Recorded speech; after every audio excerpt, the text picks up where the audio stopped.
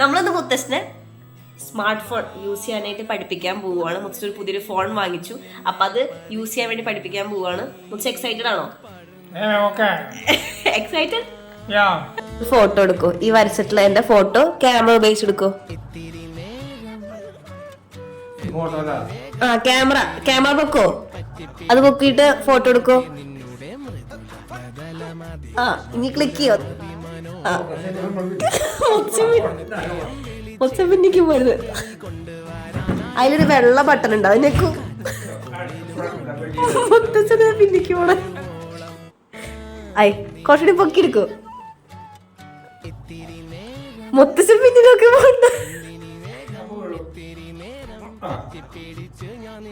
ഇല്ല, കിട്ടിയില്ല.